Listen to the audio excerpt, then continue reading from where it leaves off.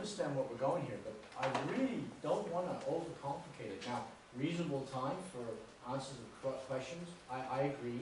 There should be, if we're going to put a timeline in, we should say, I don't know, 60 days or something or 30 days or whatever, you know, but we should think of something like that. But at that point, before it gets to that point, the ward council should be involved, or even the mayor if it's something big or organization for our labs and shores, and try and work together and see if we can go through that way. Because I really worry about ourselves creating a bureaucratic and administrative nightmare with all these extra ifs, ands, and buts, and which route you press button 2 and you go down this will shoot and you end up over here, and you know, and you know. That's my point. If you have, we shouldn't be involved.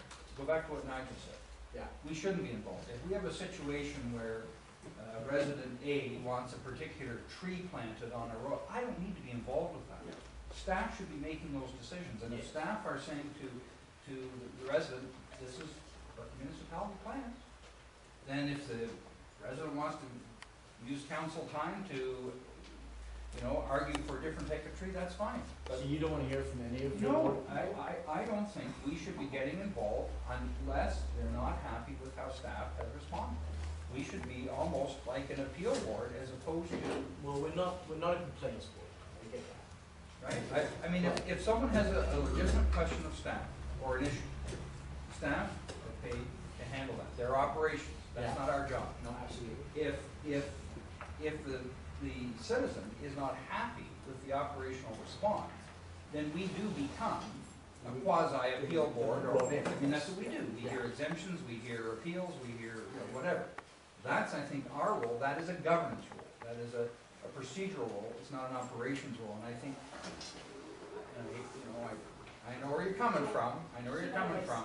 I don't want to be involved with operations issues, you know, unless the people aren't happy with how the operations issues have been handled.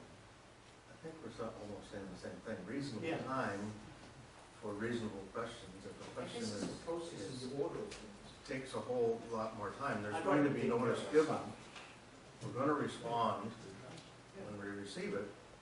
It's said that the correspondence received will be acknowledged, and there will be a time frame given when that will be responded to. That's what I'd like to see us talk about. What is a reasonable time frame? Don't leave it open-ended. We get into trouble when we leave things open-ended. We see that all the time. Depends on the issue. But it depends on the issue. They leave that to staff to say what's reasonable, and if they can't. Put a time frame. The person that receives the information that says it's going to be 3 weeks till I can get to your question doesn't like that, then they're going to call you. Well, that's okay. That if the prescribed time frame, I mean, I'm saying from a business standpoint, any business you go to, it should be 5 to 10 business days. You're going to get a response, right? That's usually what the business thing is. If in that time frame it's a very simple question, that bang, off it goes. If you're finding that you take more time, then staff can say that. We've received your question on this date. And I know it says 10 days, however, we're going to need more time. You can expect a response by within 60 days or whatever it is. That's more in the course, in the communication section. I'm getting back to people. Yeah, I'm with E. That's the one E is problematic.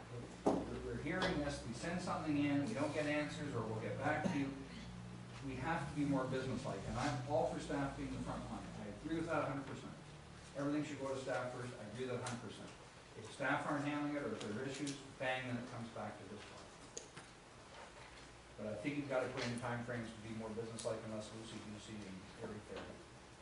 Councilor Scott, I was not referring to if we had a tree planting program and we were automatically doing that. I was not referring to that type of thing. I am talking about the issues that affect decisions that we make here. Staff decisions are already there. They're already doing what they do on a regular basis. I'm talking about things that come in that are an issue, that could become a nightmare. So I'm not a tree planting. And that's my, that was, sorry, perhaps I didn't clearly state, that was my purpose with this. If somebody addresses a letter to mayor and council and says, I would like a tree planted, theoretically it goes to council because it's addressed to mayor and council. There's no flexibility.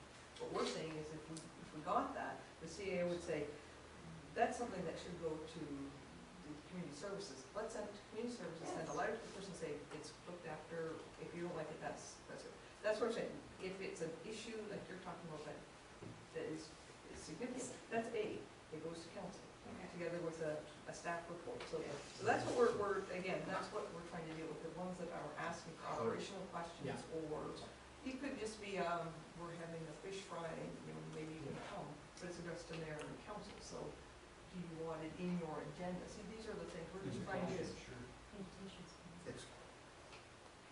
putting them in the right box. just trying to make your agendas, as Nigel was saying, this is a business meeting, and you're the council to make the decision, so we're trying to streamline to make sure that you can make the decisions you need to do, but if there's something you don't need, such as the tree issue, that they can be dealt with operationally, and again, if the person's not happy that they're not getting a blue spruce, then they can come to a council and say, blue spruce. Dr. Merida? I guess my perspective is that these kind of situations really don't happen too often, that it's addressed to mayor and council and deals with an operational issue. So it's coming to a councillor and then you're referring it to staff, or our staff's getting it and it's just saying I have a problem, right? So most people don't think in terms of addressing to the entire council, that it occasionally might happen, and that's, if it's operational, absolutely, staff needs to deal with it. I don't have a problem with that. But I don't want us to become editors, editors of what's coming in, and it's kind of getting shifted off to a secondary, which is called the council information package, that most of us are going to consider a secondary thing that we'll only do if we have time.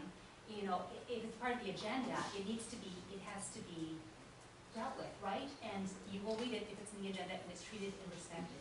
And that's why I don't want this categorization of correspondence that yours is important and yours isn't.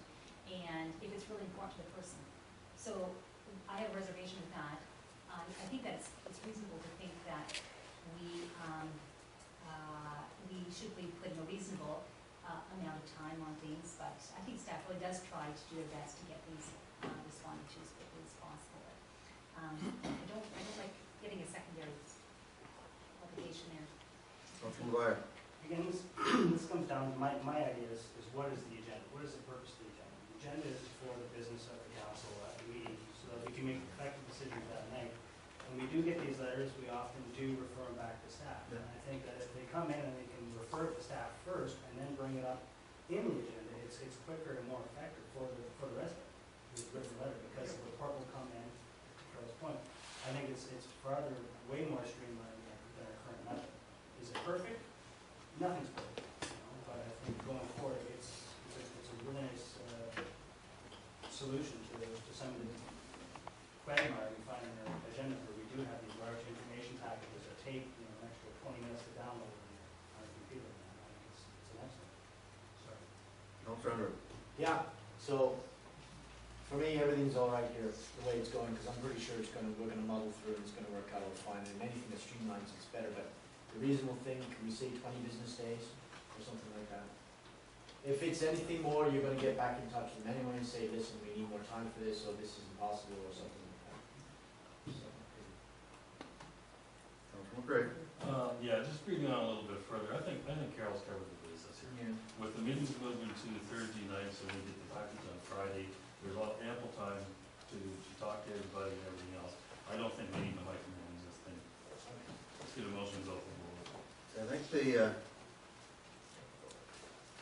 one concern that Dr. Mayor has is that there's a separate information package. So if that, all of the correspondence was still in the agenda package, but an explanation of this correspondence was just received, it has gone to staff, and there is a report, this correspondence is here. It means adding it all to the agenda, but it's in one spot, and it's not a separate agenda. Is that what council's asking for? Councilor Cook? Well, I guess just going back, not everybody's using the computer, and not to against that, but again, if you're having to print off another 60, 80 pages for information, that's just for information only, there's a cost to that too.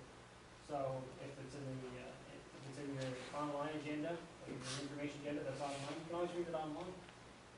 For those, we all have computers, so you always read it online, and if it's there and you want to bring it into the agenda, then you could ask the clerk to do that at a meeting or whatever. But I think for cost-wise, if you cut out a whack of pages out of your printing, that's an